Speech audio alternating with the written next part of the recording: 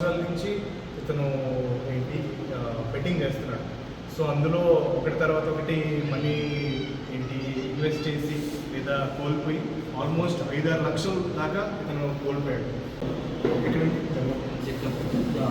జగ్గంపేటలో last year అతను దొంగతనం చేయడం మొదలుపెట్టాడు. ఇలాగే డే హౌస్ బ్రేకింగ్ కేసు లో అప్పుడు కూడా అతను పట్టుబడ్డాడు. ఇతను అన్ని కేసుల్లో ఆల్మోస్ట్ 100% ప్రాపర్టీ రికవరీ అనేది జరిగింది. ఆల్మోస్ట్ 95 to 96% ప్రాపర్టీ అనేది రికవరీ జరిగింది, which is a very good job.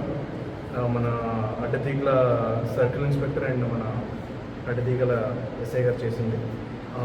అలాగే ఈరోజు అతన్ని రిమాండ్ చేయడం అనేది జరుగుతుంది.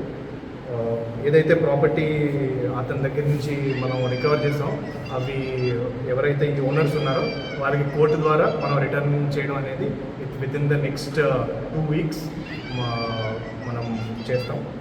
ఇందులో ప్రత్యేకంగా మనం ఏంటి చూసుకుంటే వెరీ గుడ్ వర్క్ చేసిన వాళ్ళు నరసింహమూర్తి గారు, అడ్డతీగల ఎస్ఐ వినోద్ గారు, అండ్ కానిస్టేబుల్ రాంబాబు గారు, కానిస్టేబుల్ దుర్గాప్రసాద్ గారు, అండ్ కానిస్టేబుల్ సురేంద్ర గారు. సో వీళ్ళ ఎఫర్ట్స్ అనేవి చాలా వెరీ గుడ్ కమెండబుల్ వర్క్ చేశారు.